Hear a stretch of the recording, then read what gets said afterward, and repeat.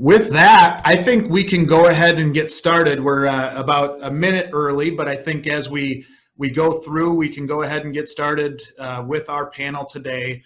As I mentioned previously, this is our manager panel, and this is really the panel that we're going to use to dissect what we learned about in the technician roundtable and really try to understand what it is that they're seeing and really kind of dive into it a little bit deeper than what a normal conversation would go.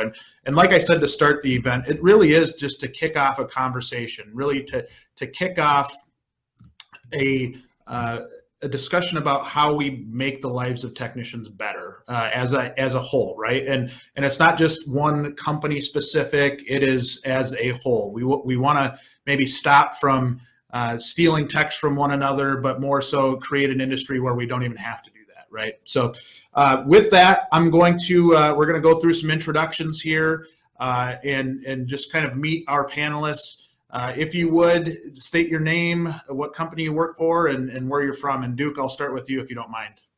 Okay, so good morning. My name is Duke Fancher. I'm the Director of Service for TAG Truck Center and Lone Star Truck Group.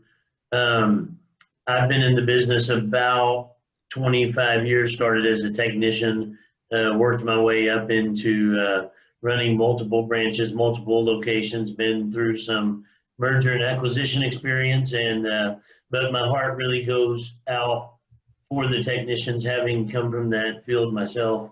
I really think it gives us an edge, gives me an edge to kind of relate to those guys and what they go through on a daily basis, and I really want to help make the industry better as a whole. So thank you. Thank you for being on the panel, Duke. We really, really appreciate it. Matt, why don't I go to you next? Yeah, I'm Matt Heacox. I'm the Director of Service and Technical Support with Diesel Forward, and similar to what Duke described there, I started out as a technician in the Class 8, dealership segment, and moved over into the aftermarket independent repair and parts side with Diesel Forward, and spent most of my career there. And similarly, been through some acquisitions and growth, but we've got a number of service locations and keeping techs in the shop and making sure they're happy and things like that is definitely high on the priority list, and I'm excited to be a part of this as well. And unlike Duke and Matt, I was a terrible technician. They were really good technicians. So like that, they probably offer a whole different level of insight. So this is great. Suzette, why don't we go to you next? Why don't you introduce yourself and your role at Brooks? I'm Suzette Harrison, and I'm the HR and Safety Coordinator for the company. We have the 6 different locations, and I basically do all of the recruiting. I also do all of the training, and I don't really have as great of a background as Duke or Matt. You both make me look bad, but I come here with a different set of opinions and viewpoints. So it'll be interesting. I watched the earlier sessions, so it'll be interesting to see how this all plays out. Yeah, and I think you bring a lot of great insight in general, and I think you underestimate how much industry experience you have. You bring a lot to the table, Suzette. So I'm really excited to have you on here. All right, thanks. And finally, my good buddy Ryan Wertzel. Ryan, do you want to introduce yourself? Sure. Ryan Wertzel. I own King's Equipment Group. It's a 2-location Kubota dealership. We also do outdoor power equipment here in southern central Michigan. I've been started King's Equipment back in January 3rd, I think 2017. It's about 30 employees. Right now we have 10 technicians and 2 service managers in charge of that. Before that, my family obviously had some dealerships on the Bobcat and Doosan side. That's how Jay and I got to know each other. Much larger operation, 6 locations there, and about 150 employees. So I worked there for the better part of 10 years. So little diversity as far as sizes, but I am not a technician like Duke and Matt are. I break stuff for a living, and hopefully my guys can fix it for me. So I'm very appreciative of technicians and need them to actually make sure that we can pay rent and things like that. So glad to be here. Well, it looks like we coordinated our jackets today, Ryan. So We did. You should have told me the black shirt thing. I could have been on board with that, but I just wasn't. So All right. I want to start off with just kind of talking in general terms about what the technician said, right? And to me, it was a whole different conversation than what we had on the automotive side, in where pay didn't seem to be as much of a factor to them as much as communication, culture, physical well-being, making sure that they're safe. Was there anything that any of you took out of the technician side that was a surprise to you, or was it pretty much kind of on par with what you'd think? So what I would say is really the last comment that Ryan made was, keeping the mood upbeat and positive in the shop. That's a big takeaway, and I think a lot of times we take for granted the way that we act with our technicians on a day-to-day basis, that really they're looking to us to be the leaders and kind of set the tone and the pace for the day in the shop. And those guys, usually you've also got one or two other leaders in the shop that they kind of look to. And I just think it's critical that when we carry ourselves through a shop, that we are, setting that tone in a positive light and really supporting the guys.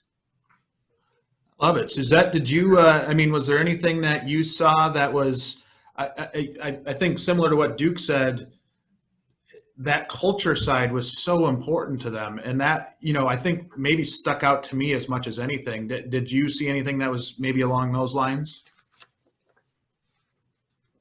Definitely. One of the things that stood out was, sometimes the service manager will be taking some heat and then they walk out and talk to their technician thereafter, and that can sometimes be a negative response and not necessarily intentional, and how correction is usually communicated more than the positive reinforcement. Yeah, and to add on to that, I think that's a great point, Suzette, and that's one that we, I tell people with Find a Wrench, and even prior to that when I was managing service departments, was that don't treat the next person like the person just treated you, right? Because if somebody's screaming in your face and you go take that out on somebody else, it's not going to end up in a good interaction, right? So I thought that was great insight. I thought that was just, I thought it was awesome. So Matt or Ryan, do either of you have anything that you want to add from kind of on to what they were saying there? Yeah, I'd say just to build on that topic a little more as well, and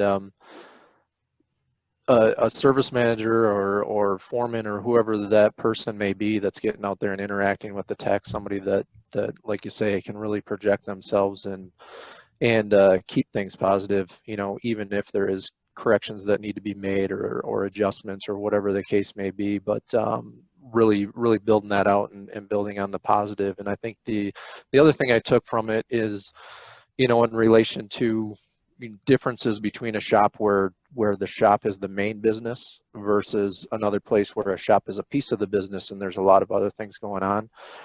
That's what I've seen at Diesel Forward here as well, is it makes a huge difference when, the technicians and that are included in the rest of the business and understanding, what's going on and how everybody else is doing. And that can really help, make that team atmosphere and keep things up positive that way. So important. Ryan, anything from you? I think overall, I got a lot out of the tech panel, and I think the overwhelming feeling I had was I was reassured by, it was a good group of guys. You had a really good stagger on intensity levels on how long guys had been with the shops, but they were just great people, and it made me feel like, as an owner, that I always feel like, man, I'm missing it, and I feel like I'm close, because these technicians aren't living on a different planet. Right. If they're being reasonable, we're not, it can be scary sometimes with this shortage to think about, oh my gosh, how am I going to fill this slot? But I think for me, I took away from that the things that we are doing every day and that we're trying to achieve are probably going to put our business in a position where we can continue to grow it's just going to be finding the right fit, right? And Yeah. I think that's what we're talking about today. So yeah, and I think that's so important, Ryan, and just getting that cultural fit is such a big deal.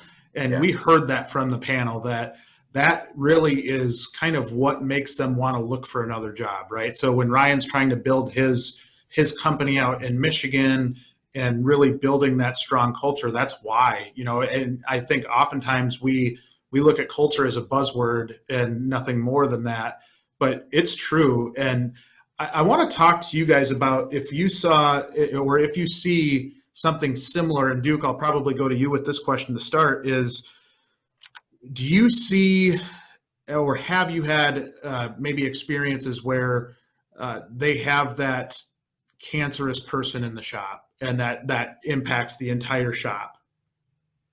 We actually just had that discussion here today in Sykeston, and we, you've got a guy and he's tenured, and people, you need his value and you need his experience to get trucks in and out of the shop, but it also brings things down. And my advice to my service manager is, when was the last time that you had a real conversation with the guy about, hey, what's going on? But not only that, where's your future? Where do you want your future to be? Are you comfortable doing the work today that you were 10 years ago? I think that's critical. A lot of times we make decisions and we don't involve the employees when it's really around maybe they're having problems at home. There's all kinds of issues.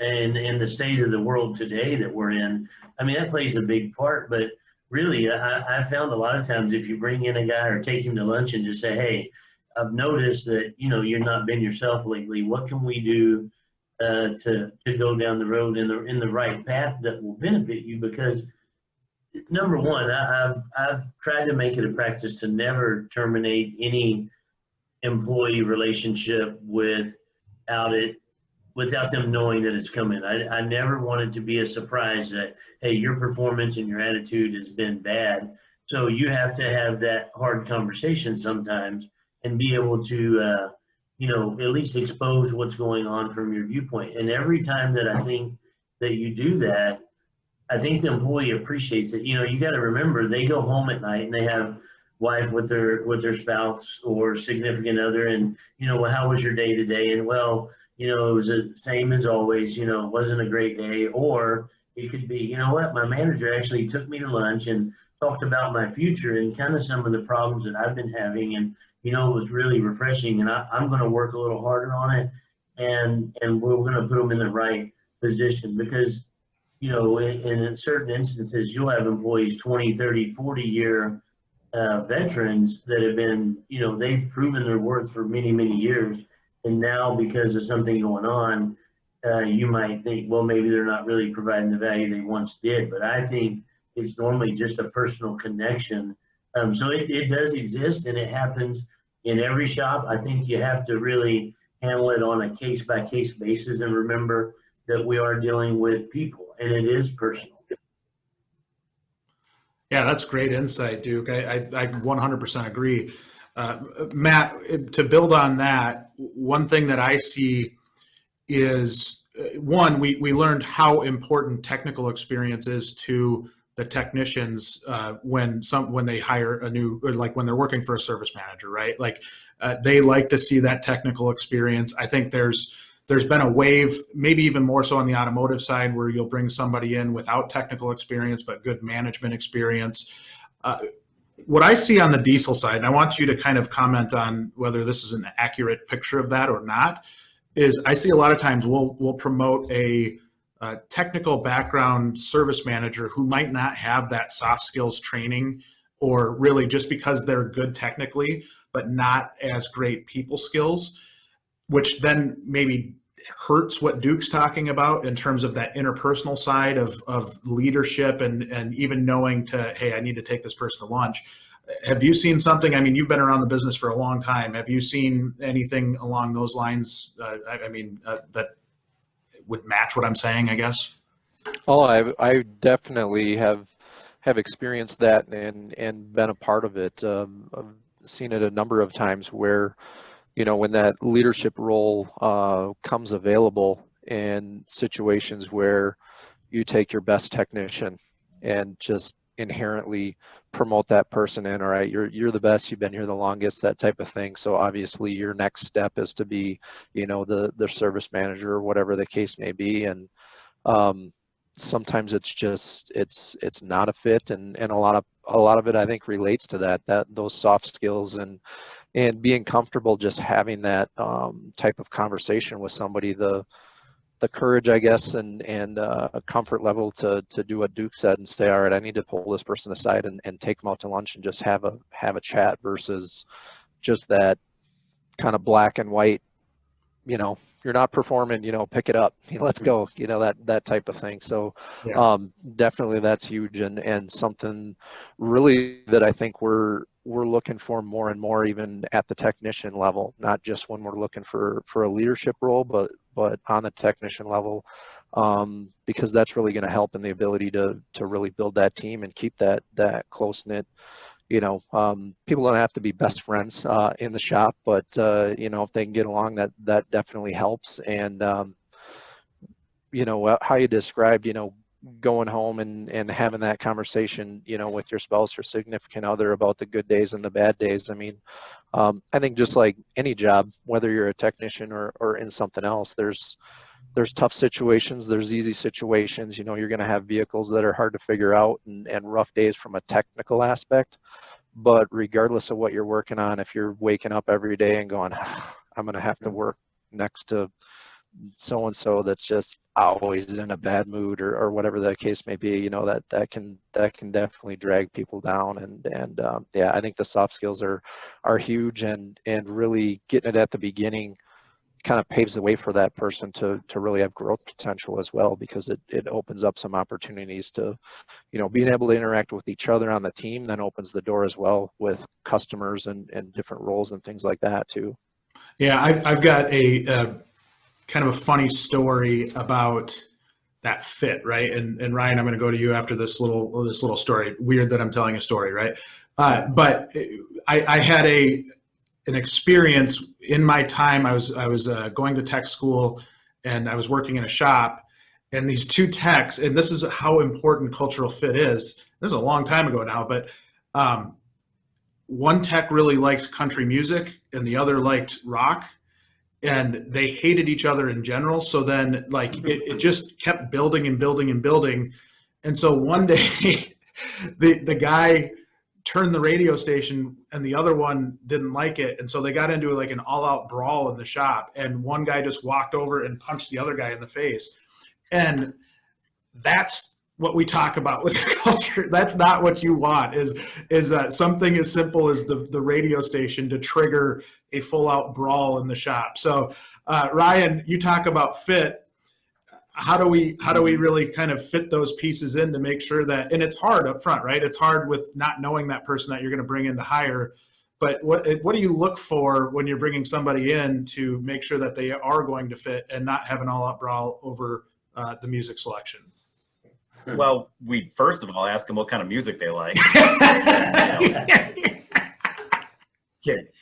I actually did have something like that happen too. There wasn't a brawl, but there was basically a standoff over who could turn their radio up louder. It was kind of funny. But I think that, you know, over the last like 10 years, I think the thing was that I really never understood personally or didn't get was, you know, what is your culture? Right? I thought that I knew what it was back, you know, in 08, 09, because I grew up around a dealership that I knew everybody that worked there, and a lot of them still work at that dealership, right? So my expectation was, well, everybody just kind of gets along and works here forever, right? Well, that's not necessarily a culture. It's sometimes it's luck. And so when I was hiring, at least early in my career, it was kind of like, I'm a salesman, so I'm trying to sell the dealership. And you kind of get yourself pumped up when you're talking to these people. And this is my mistake. I was missing the entire point. I was just trying to get people and recruit them in and bring them in so we could all work together, in hopes in the back of my mind that we would achieve some type of utopia where everybody kind of got along. It was the wrong way. I realized that culture, at least for me, or what I want out of my business was providing stability, consistency for people, and support, right? So when they're coming into this dealership as an owner, I'm providing X, Y, and Z, right? Obviously the personality is going to go into that, but I've had dealerships where everybody hung out on the weekends. They went out, their wives got along, and it was horribly, they did horrible. There was no culture really. They just liked each other and hung out, but it wasn't the benefit of the dealership or the customer base, right? So like right now, I've got like a great mix of different age groups and different people and different backgrounds where they're buying into the culture, and it's a great team, but they're different people. And I think that that's what I missed as a manager and an owner early on, that it probably in the last 5 years, it finally clicked. I'm like, I'm doing this wrong. And I think that's important for everybody on a hiring and on the, the candidate side to really realize when they go into it. Yeah, I 100% agree, Ryan. And kudos to you to looking at that and kind of adjusting or adapting, because I don't think there's a lot of manager type or store owner types that do make that change on the fly, right? And I think that's maybe for the managers out there that are listening, that's a really, really key point from Ryan's perspective, is that it's so important to be able to adapt and understand if something's not going right and trying to shift to balance that out. Now, Suzette, I want to ask you, have you seen in the industry, and obviously you're trying to recruit people into your business, but have you seen maybe a time or two where you brought somebody in that maybe wasn't a fit, but you needed to fill the gap, if that makes sense? So like you knew, or you had a sense that maybe they didn't match your culture, but because they were maybe desperate for that location was desperate for a tech, that you still had to bring them in? Well, you got me thinking on this one. I don't know that we've really had that kind of a situation at Brooks. We have specific needs that we're looking for, and some places do have greater, a multitude of needs where maybe it's not just the big equipment, but the small equipment, and so we're looking at a lot of different things, their education, their experience, and then through the conversation in the interview, we do group interviews so that we know everybody agrees on the candidate, and then everybody supports the candidate as well. So if you've got one person that's like, no, this isn't a mix, then we probably won't hire them. So I don't know that we really have encountered that. That's good. Do you bring technicians into that equation, where like if you're interviewing a tech, that the other tech might meet that person before they actually start the job? No, we don't have the technicians involved in the interview necessarily. We've got the service manager, the general service manager, usually one of our owners, and myself. So there's quite a few people that, and they all bring a different perspective what they're looking for. Being the owners, they are looking for longevity and culture, and the other the service managers will be looking for, this is the hole I have to fill, so we need to do that, and so that kind of thing. Yeah. Okay, that's fair. And Matt, how about you? I mean, in terms of getting a tech bought into the rest of the techs, right? And I've noticed it before. I've made this mistake before where I hired a tech and then everybody in the shop hated that person like immediately. And I'm like, oh no, I screwed this up. Have you ever ran into anything like that? I mean, I can't think of a situation where we saw something like that happen immediately, I would say. But I mean, I want to touch back on something Suzette said about interviewing with a team. Depending on the position and what the process is, I'd say early on in the first couple of experience I had where I had an open spot I had to fill, and I was young and as a manager going, all right, this is this is my responsibility, right? I'm the manager. I've got to get this spot filled and kind of take it on myself and do some interviews and phone calls and then pick somebody and hire and you know, maybe it ended up not being the exact right fit. And then later on starting to go, okay, looking at that and going, culture is a piece. And even though it can be brief, you know, a brief portion of the interview, but to get the other team members involved, I think makes a huge difference. And both from just being able to kind of see how people interact together in a setting like that, as well as getting some awesome feedback and other points of view from people. Like I could go through an interview process and go, I think that's the person for us. And then just to have somebody say, I think this one is the right one because of X, Y, Z, and be able to go, I didn't really think of it that way, but I see where you're coming from, and just really being able to involve others. And I think the other piece that helps there is it's buy-in from the group to be more open, you know, even if there is some different views. Like I was a part of this and I agreed to this as well. So I may put a little more effort in the beginning to keep this person included and try to make it work, you know, that type of thing.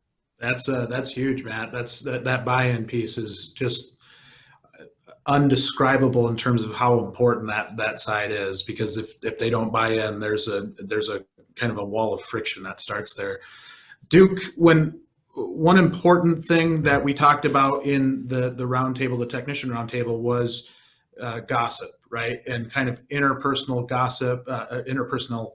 gossip within the team, and really where it comes down to kind of a communication issue, right? Where if a manager is not communicating well enough with a shop, that kind of void tends to be filled by gossip. How do you handle that? How do you teach to not have that gossip, or really maybe how important is that piece to you in general? So first, I want to add to what Matt was saying about getting the buy-in from other technicians when hiring a new technician. The other piece of that sometimes we forget as a new employee going to work for a new shop, whether it's, you know, automotive or diesel or whatever, if you've maybe interviewed or had conversations with the foreman and or other technicians, when you get there on day one, you're not a total stranger. You feel like you know someone there. So that's an added bonus to getting that buy-in. And the techs aren't as quick to go, well, we don't like that guy, he's not a fit, because they've had say in that. So I did want to add that comment. The one thing that you know, shop gossip is essential. I mean, you're going to have it. You can't stop it. And I think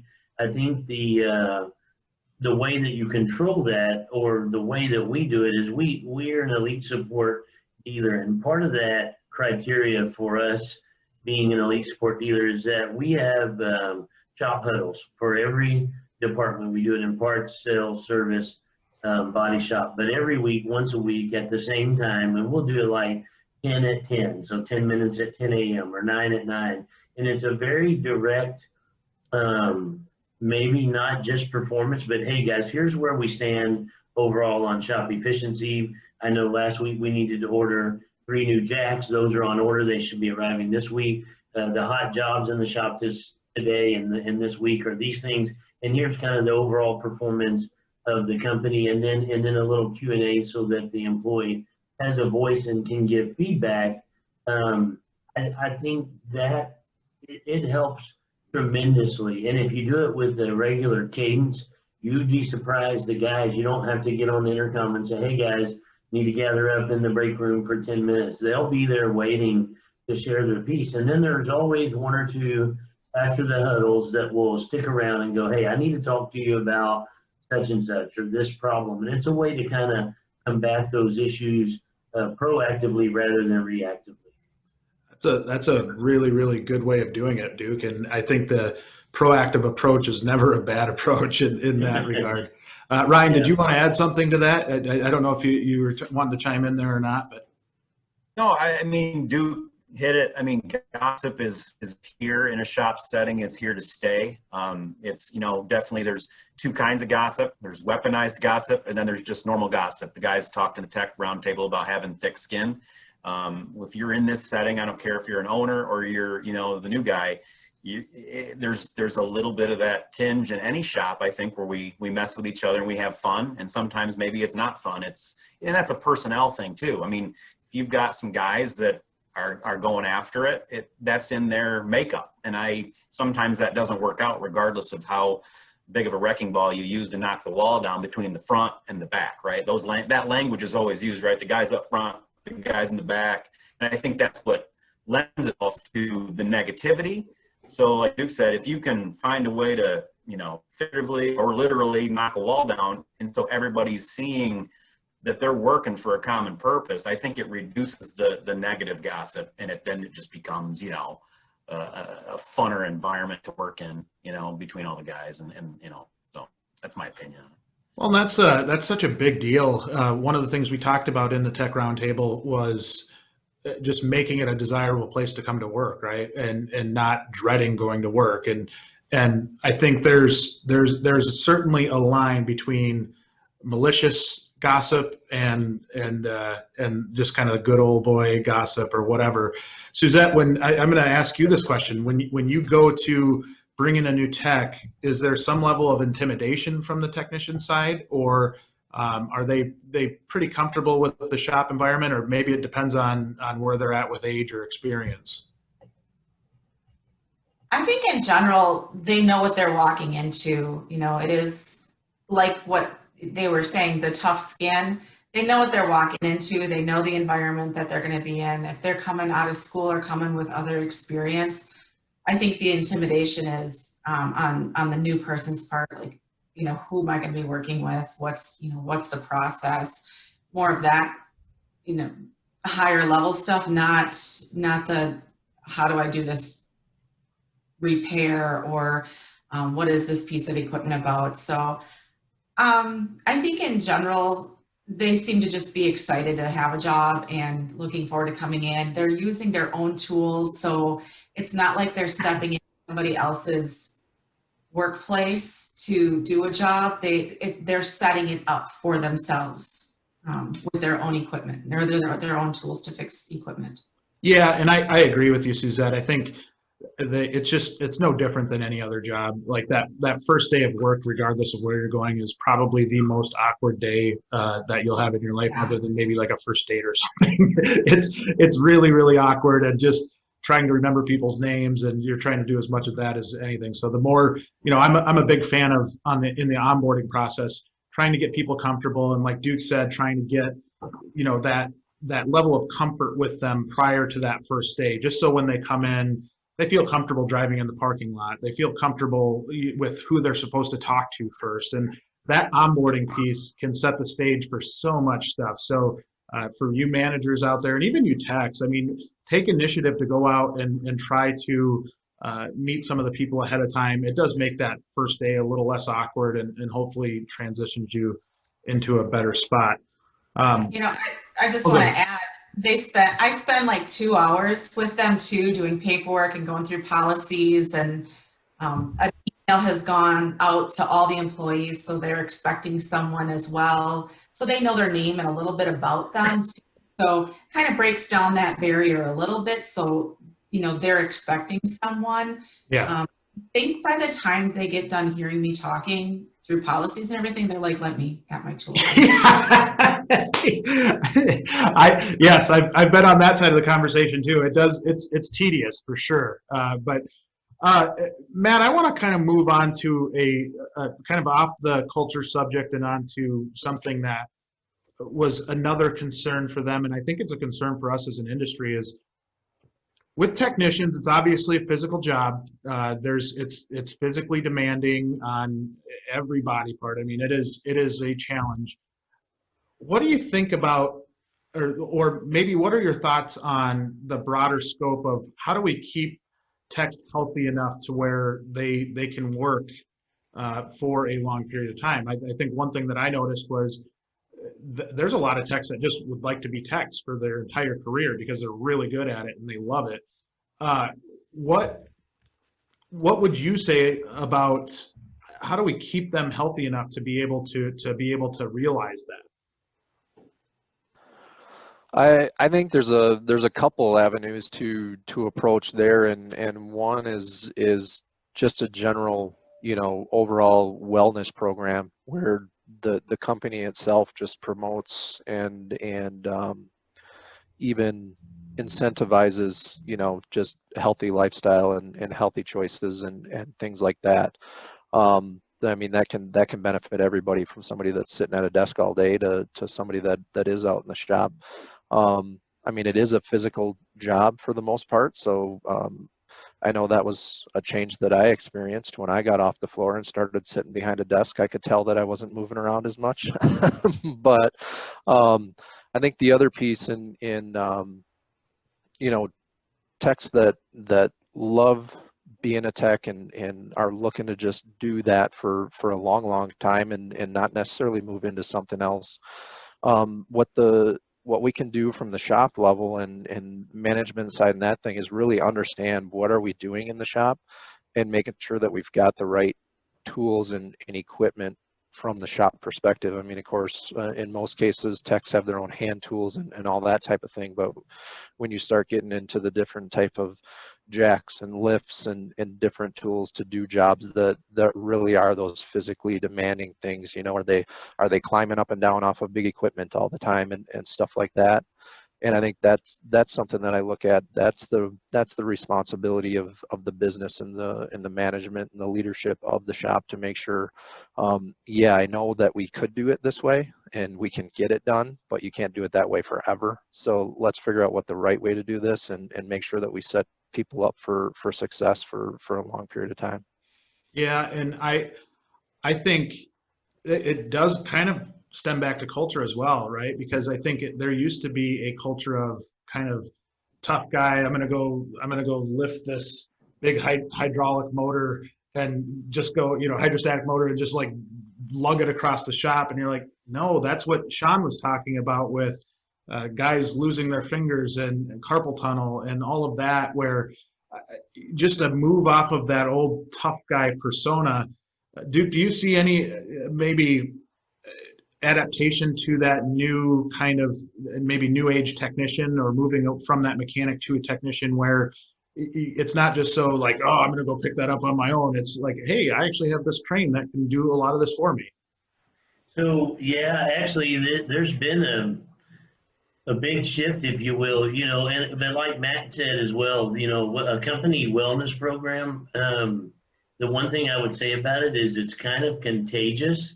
I have shops where you've got guys that have softball teams and they play, you know, in the evenings. I've seen basketball teams. We've seen where guys, you know, a company can literally call down to a local gym and go, hey, we've got 10, 20, 30, 50, or 1,000 employees, and we want a discount with you guys.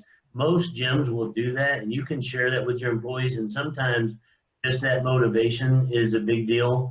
The wellness programs, you know, coming in, giving the flu shots, taking the A1Cs, looking at your blood pressure, looking at your cholesterol levels, company-sponsored wellness programs like that really go a long way. We get a large participation on that, and we've got about 330 technicians company-wide. So when you do something like that, it takes an effort to orchestrate, but I think it sends a really good message of, you know, we care for you and we want you to take care of yourself.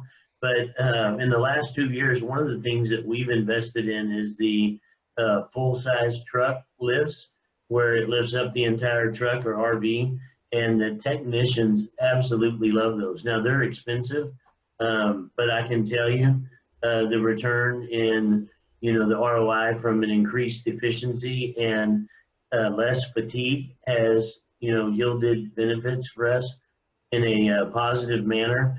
And one of the things that we've done in most of our shops is we've installed air conditioning.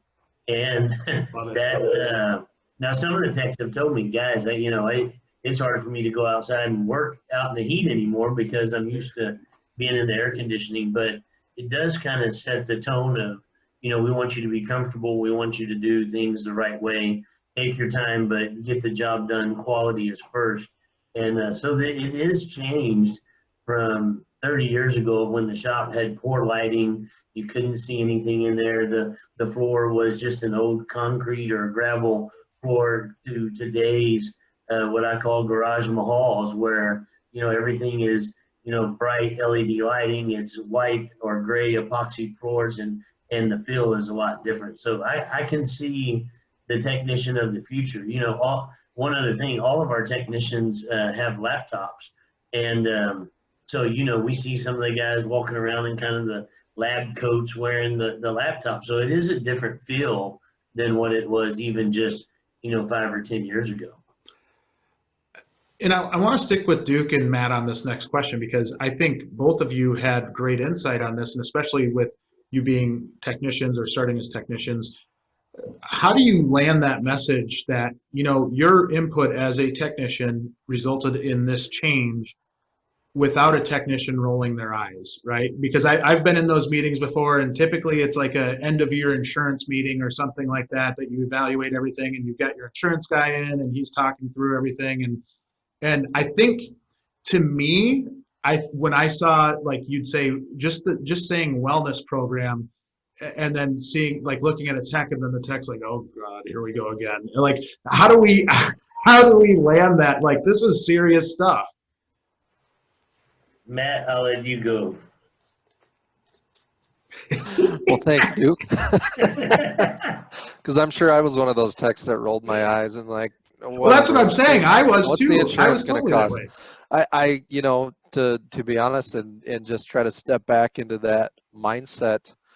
To start off with, I mean, there's a little bit of incentive, I guess, is really kind of to kick off the conversation as a potential option. Like Duke mentioned, discounted memberships, or is the company covering it, or is it reducing your out of pocket on your health insurance if you participate.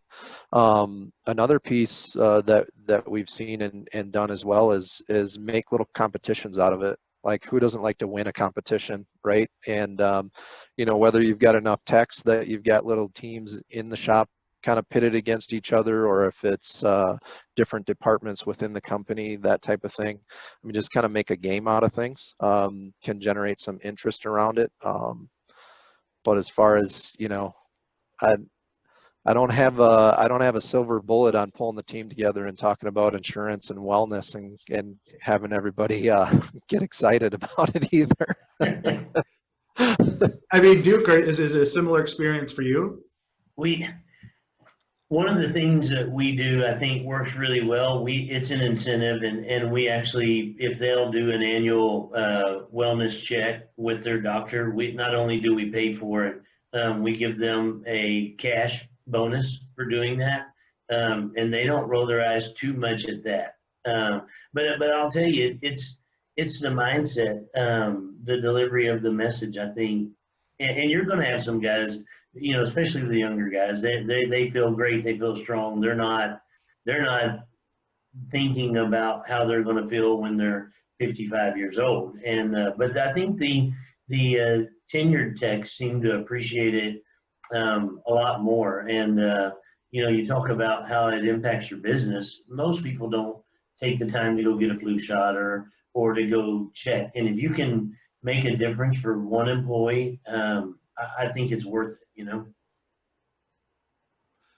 So one thing I would add there, and just from my experience, something that I saw was really effective in having that conversation was bringing an ex-tech or a retired tech in that had suffered some type of, whether it's physical harm or just over the years not taking care of their body, and seeing kind of the end result. And it can be hard to have that because maybe somebody doesn't want to come and admit that they were wrong, or they didn't, that they didn't do it the right way. But if you can find that individual that's like, hey, listen, I lost this finger because I wasn't careful, or I I have carpal tunnel because I wasn't stretching or doing, I was doing something incorrectly. And some things there's just nothing you could do anything about, right? It's the physical nature of the job. But if there's something where somebody's got, we always looked at it from the standpoint of like back issues were a big deal, knee issues are a big deal, cuts were a big deal. Like the place that I had worked at for a while, in a dealership running their parts and service departments, we saw that hand cuts were one of the number one injuries that we had. So we bought gloves, like mechanics gloves for all technicians, and they all got 2 pairs, and we got them every year. And it really drastically cut down on the injuries because they had them, and then we put a policy in place. But to me, giving the visual that they're, you see somebody that's gone through those issues, and then so that younger person that's just coming in and feeling really good might see an example, and it's coming from the horse's mouth, right? It's not like you've got an insurance agent that deals with 5,000 different types of companies. You've got a tech that's actually been in the trenches that has those issues. Ryan, do you see any value in maybe that visual kind of representation of something that didn't go right? I do. And I'm lucky enough at one of my shops here in Jackson, Michigan, to have a tech Tim's in his mid 50s now. And about 2 years ago, he came to, and he's a A-level tech. He's great, right? So he came to me and he was having knee issues, and it was from years and years of getting down on the ground and doing all the things that technicians do. And I think, Jay, you and I have talked about this, what I do, Kubota tractors, compact equipment, we're always behind automotive. At least that's always been the trend. So it's, maybe you got an A-frame, maybe you got a hoist and things like that. But Tim came to me and we had this conversation and we talked about it. And so now in the shop here, I have multiple lifts for smaller 0 turns lawn and garden equipment. And then we put in a 2-post automotive style lift, built a tray out. And it was honestly, for owners out there, it was affordable. And it saved me from having to replace an A-level tech, which is almost impossible, right? Yeah. Who's going to be able to come in and do what he does and also fit culturally, right? Like we talk about. So the investment on my end was small. And he came to me and wanted to split it, and we're not going to allow that. But that was okay. We had the conversation. So for the techs that are out there listening, when you have those communications with managers and ownership, especially in dealerships that are situated like us, that are kind of in that middle zone, automotive dealerships or automotive shops typically are going to have things like that. But for lawn and garden or compact tractors or equipment, you probably aren't going to see it. But I think guys who own dealerships like myself need to think about those things and how we can invest in our technicians like the automotive companies are doing. So that to me, having Tim still here and seeing it, and then now having the younger techs see it, it's great training. So now they can stop abusing their bodies because we'll invest in them. So I think that's such a strong example of something that is, you can see it being done. And that, I don't think everything is, for the managers of shops out there and even the technicians, I think oftentimes we'll write off a solution because we're like, oh, that's too expensive. But like Duke, in your case, the air conditioning, I've talked to some shop owners that have put air conditioning into their shops and done it for a fairly reasonable cost. And they made it up in productivity as fast as they lost it in terms of the investment. Did you see something similar in your experience with going to some of those air conditioned shops? Absolutely. And honestly, we didn't install them for the productivity gains. We actually had one shop that we went out to the technicians and we said, hey guys, got some big news. We want to install air conditioning in the shop. And they said, that's kind of, Ryan, what you're saying. They said, you know what, if you really want us to do better, it's not that hot here. We need some overhead cranes. And so we opted out because of the technicians to do that. And that was huge. But what was more important is the technicians that are coming to me and to our owners during the course of a hot, humid summer down here in the South. And that is, they're saying, hey, when I get home in the evening, I'm actually able to go out and play ball with my son or my daughter. I'm actually going to attend some games where normally, because summer's the busiest season, right? So you're asking them to work overtime on top of their normal hours. And so they're saying, hey, I'm able to actually go home and not be completely exhausted. And for us, I think that was just a very big win in general. But in return, the efficiencies and those gains did increase. And when you talk about today's labor rates, doesn't take a lot of time saving to make up a lot of money.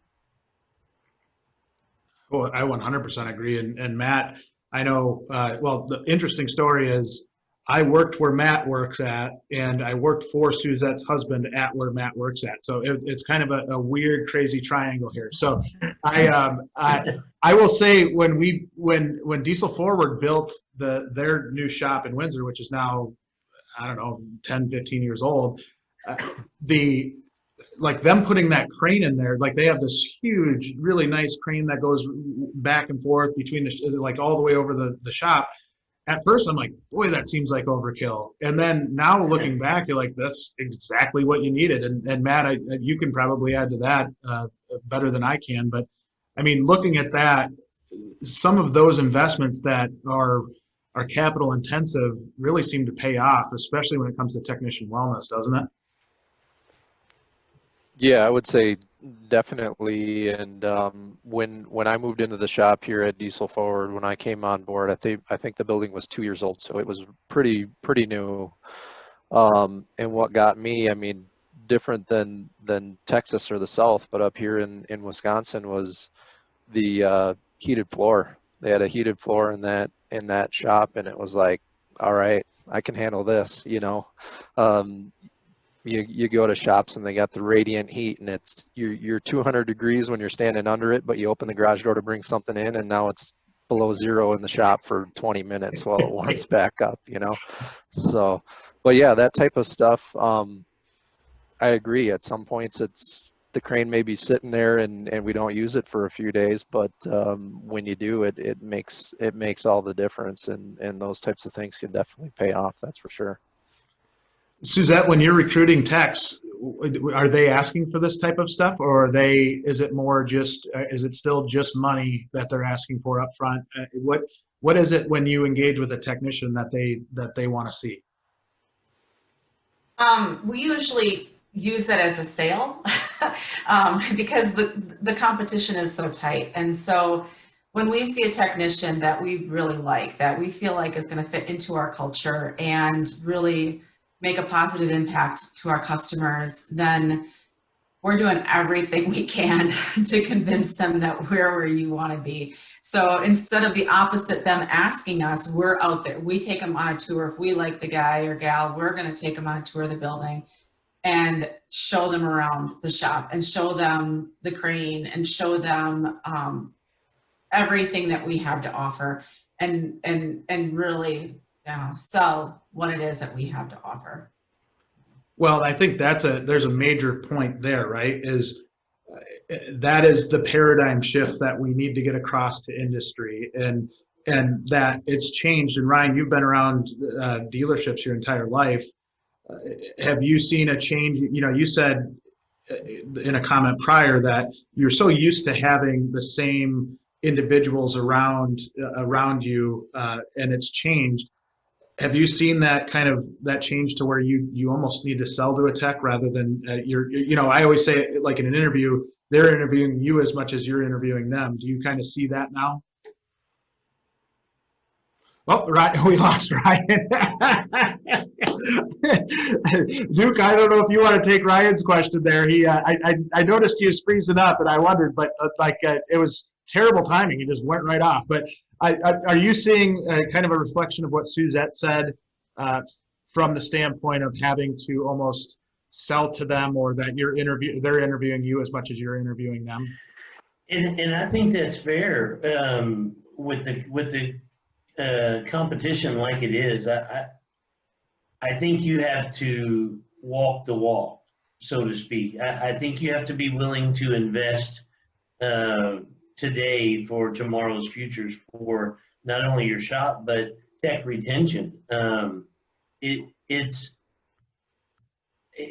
can be expensive, and I've seen a lot of managers, and I'm guilty from an early manager of saying, you know, I really don't want to buy this tool, or, you know, we don't need 3 shop fans, we only need 2, or whatever that is, because maybe you're concerned about it coming out of your pocket. And then even going up the chain, you know, maybe the general manager is tight and he doesn't want to spend that money.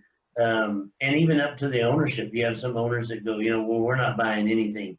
And I think if you're going to win in today's marketplace, and you really want to be cutting edge and you want to recruit and retain the highest level technicians, you have to really dig deep and decide, you know, are you going to be a Starbucks or a Walmart? And you have to determine, you know, okay, I'm willing to invest today because it's going to pay off in the long term. And really from a business strategy, I don't think anybody goes into business and says, you know, I want to do this for 5 years and retire. I think they say, I want to build a culture and a long-lasting company that's going to yield employees and benefits for years and years to come. So you have to set aside that money and invest wisely and be able to offer. And not everybody needs air conditioning, not everybody needs heated floors. Some are in the middle, but you know, like Matt was saying, that was a big win for him. I remember as a early technician, I worked in a dealership, and at night the owner turned the heat off. And so during night shift, and this was in a northern state, I won't say which state, but we had to wear, you know, like you were outside working, long johns and insulated clothes and hoodies and gloves, you know, to the max, because it would be near freezing in the shop before day shift came in and they got to turn the oil heater on. So if you're going to sell, you need to know you really got to invest into these people long term. And I just think it goes a long way. And when you talk about the cost of adding a new employee and what it costs you to turn over people, and you start looking at that from a real ROI respect, it's really not that expensive to invest in these things for the long term. I 100% agree. We're actually getting close to coming up on our hour, believe it or not. I think similar to what we did in the automotive one yesterday, I think we could have talked probably all day on some of this stuff. So I appreciate it.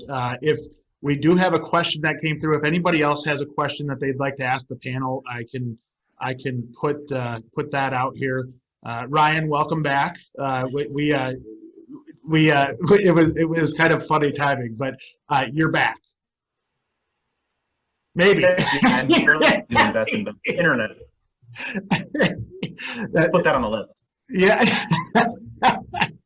So Sarah asked a question that I'd like to kind of put out for the panel, but she said, what would be a game plan that any one of the speakers would utilize for qualified tech candidates?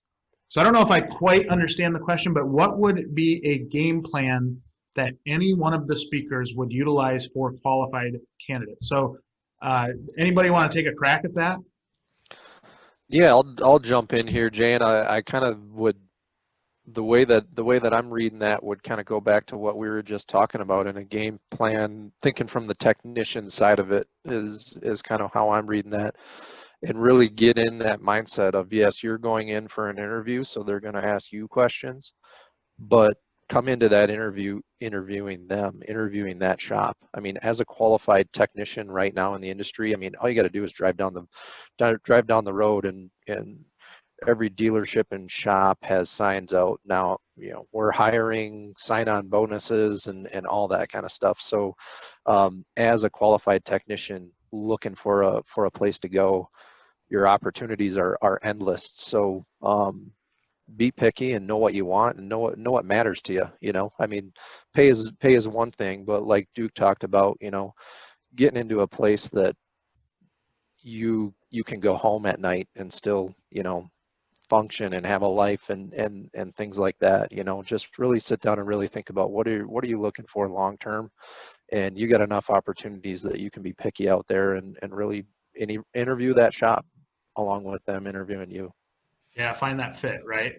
I'm going to ask, so Eric has a question that I think is great. And I think, Eric, just to let you know, we'll expand more upon that. We're gonna have either monthly or quarterly TechMission sessions, not full days, but sessions where we dive deep, not broad, into a subject, and that's one that we're going to do. But he said, I was surprised not to hear anything from the tech panel related to schedules. Due to the nature of our business, our techs work nights and weekends. Significant tech turnover and job offers declined, seeking more attractive schedules. Is this a concern, and how do you solve this challenge? Duke, I might go with you because I'm guessing you might have the most experience with kind of various schedules. So hey Eric, long time. I haven't seen you in a while. I actually know Eric Benz. We've worked on some projects together. But one of the things that we do is I think you have to have a career path for the technicians, and I think you have to have that candid conversation. Is okay. Maybe you're a night shift tech, and maybe you haven't done your training, and maybe you're not willing to do the things. You know, tenure is one thing, and I think that seniority does matter in a shop. But if you've got a Class A technician and he's wanting to come to day shift, and you need the certifications, and he can exhibit that, hey, I'm a Class A tech, and maybe your night shift guy is not always, but a Class B or a C guy. I think you have to have that candid conversation that as a shop and as a company, we need this employee. And it is a difficult waters to chart through, and I understand that. So it is a challenge. One of the things that we also did was we don't have as many 24-hour late night shifts as what we used to as an industry. We just, with hours of service rules and things of that nature, we don't have as much business coming in after 8 o'clock at night. So we've also adapted to the industry. And so hope that answers your question, Eric. I hope you're doing well. Thank you for that, Duke. That was great. We've got one more question. I think that's all we're going to have time for, from Mary Hendricks, saying that I'm considering a more formal apprentice program to bring more techs into our shops. Any advice? And I'll open this to the panel. Anybody that wants to talk to that about maybe a more formal apprentice program. Matt, you want that? You know, Duke, being the size that you guys are, I'm guessing you may have some more insight into that. I mean, we've dabbled a little bit, but I don't know that we've got it figured out ourselves. So yeah, I'd be interested in the advice as well on that one. So my advice to that, number one, get to the kids early. Middle school is not too soon to be showing these kids a truck. Not just a truck, but you know, we have accounting, we have salespeople, we have inventory control, we have parts specialists in our entire industry. So I think opening those doors to children at a young age is very good.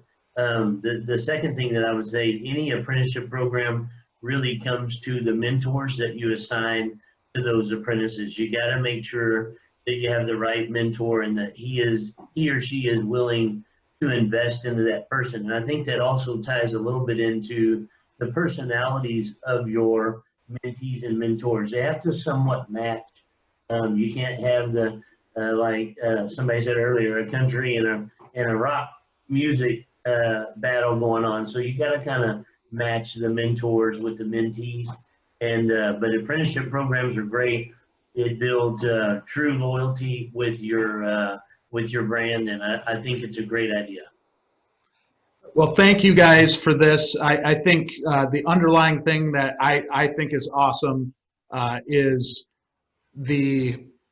we work with some pretty cool stuff, right, on the diesel side, and getting young people exposed to it. And, you know, if it's Ryan or Suzette at an equipment dealership, getting young people in to take a look at what there is, or on the truck side, equipment side, you know, tractors, whatever it is. We work in a pretty cool industry, and we really need to embrace that and try to get those younger people in and really make it easier for those more veteran techs. So I will say thank you so much for all of you for joining this panel. It was super insightful, and we hope to keep the conversation going. I know one message I got from techs was that if we talk about it today and just don't talk about it anymore, we're not accomplishing anything. So this is really to start the discussion, and I hope you'll all join us again for another roundtable at some point here.